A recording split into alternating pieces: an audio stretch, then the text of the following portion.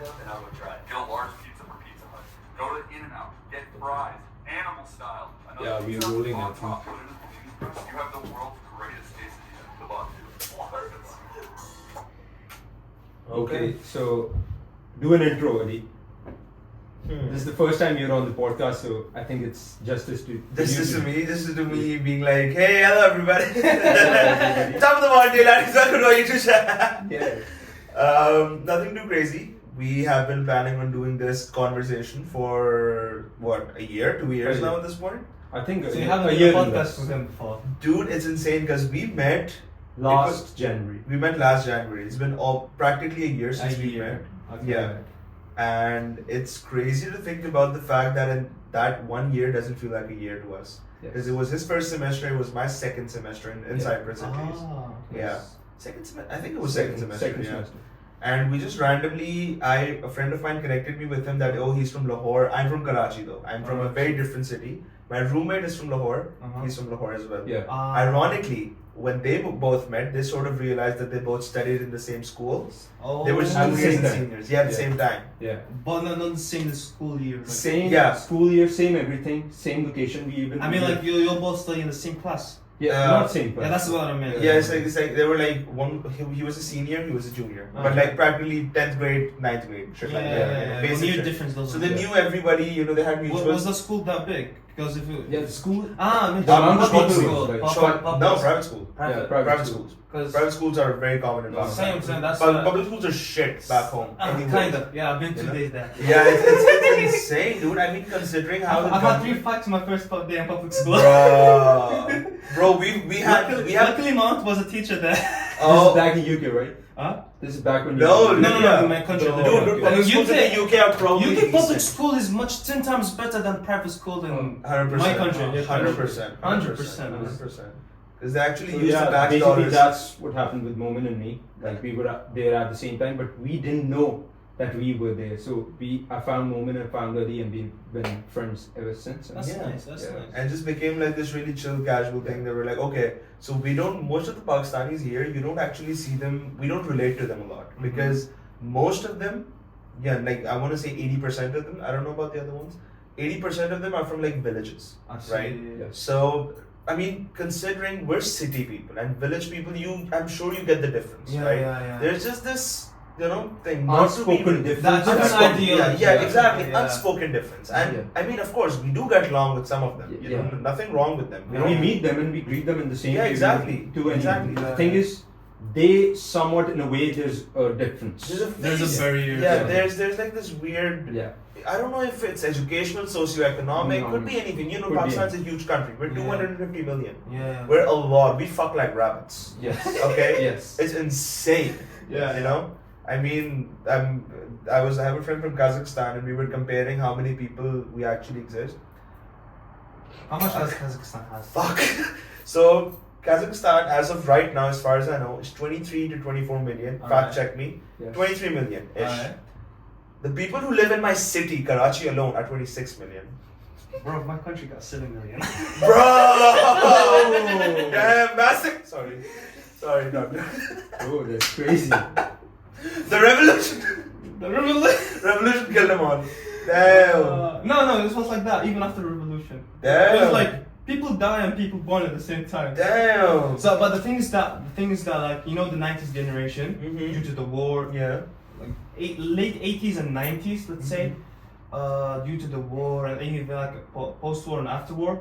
So we had this civil war thing, and most of the 90s like guys like included themselves in it, and what happens, the consequences, and they die somewhat. There's so many 90s are dead from the boys. Yeah. So many.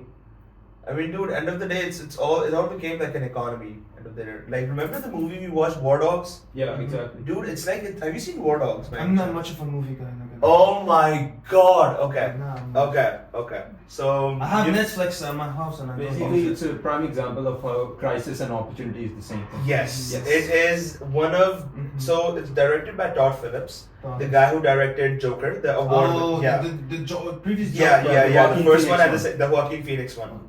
the one which won an Oscar and shit. Yeah. That one. yeah. And ironically, he's the same guy who directed the Hangover trilogy.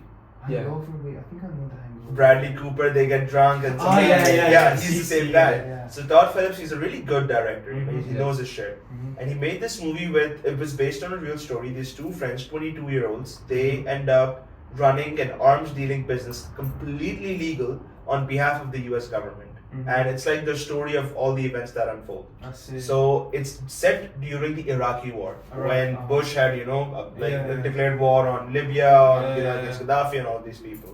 So it's just such an interesting point of view from the American perspective.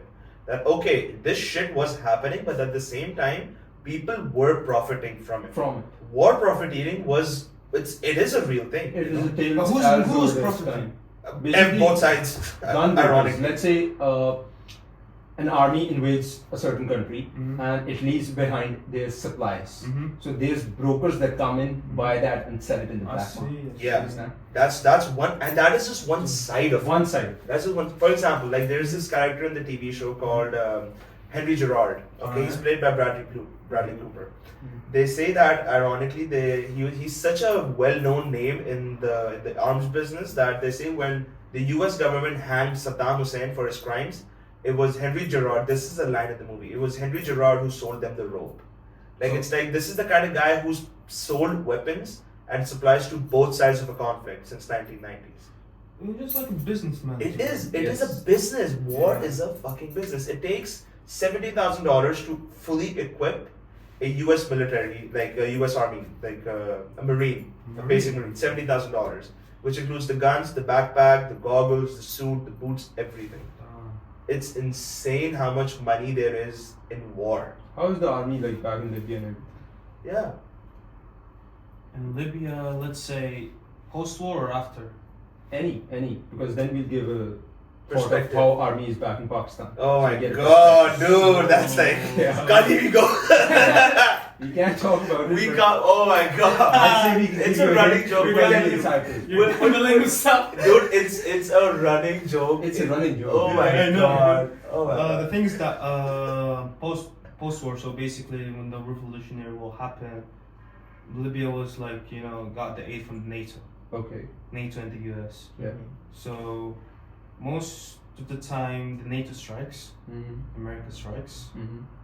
and not all of the Libyan people, let's say, Mhm. because some side have been with the Gaddafi and some side have been like, let's say half-half. Mm-hmm. All right, I don't know the ratio, but let's say half-half. Mm-hmm. And then some people like from the army themselves with the Gaddafi, Mhm. they turned over Mhm. and they took some like machine guns and stuff like that, and they Mhm. handled it to the people who wants to do the revolutionary. Mm-hmm. What else? By time,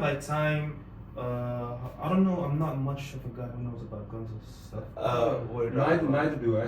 What do you We Hi, just know about hey, the Karachi army. guys. Yeah. AKs are the Okay, most we got common. AKs. Standard issue. There's also this gun. It's called like Israeli something. Mm. It's like Oh, the AUG, the bullpup. It's Yeah. Israeli made completely. Yes. It's the bullpup fed. Essentially, it's like in typical rifle style guns, like AR. If we're talking about ARs or AKs. it's like fast machine guns. Yeah, they have Like the it's higher rate of Israeli, fire. They're yeah. higher rate of fire. Essentially, typical magazine-fed guns. They're fed from the front. Like the a firing Tommy pin gun. hits it. Like a Tommy gun. The Tom- gangster Tommy Yeah. guns, dude. That I want one, dude. Yes. Oh my god! See, the Israeli ones, they're like fed from the back, and bullpup is essentially it hits the firing pin again and again and pops. So it's a Yes. bullpup shotgun or bullpup rifle. Look Yeah. up AUG rifle. No, I'm just gonna show you what type of, because most of Libyans we use like heavy weapons now. The least thing we can use is AK now. Yeah, that's army issued for Pakistan as well. No, even like in like citizens. Oh. Citizens. Yeah. So citizens I are mean- allowed to keep guns. I mean, Bro. Yeah, because after the war, Yeah. especially political reasons, Mhm. there is rules and I'll give the no video rules of at the mine. You know, there's rules and no rules at the same time. Yeah. So the rules gonna work depends on the situation. You know, whether it's either with you or against you. You know.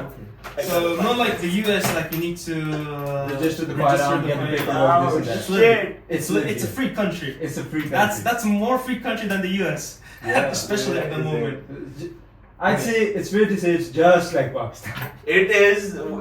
I need to show him like Yeah. a reference of this. Yeah, in terms of and like, then we have a city, one of the cities like it's in the mountains. Mm-hmm. It's like with one of the most tanks in the Ooh. country. About at least like the ones that are working are 80. oh, And that is 80, and they're functional. and they're functional. Fuck. And there are some of them are kept underground, hidden until now. We don't know where.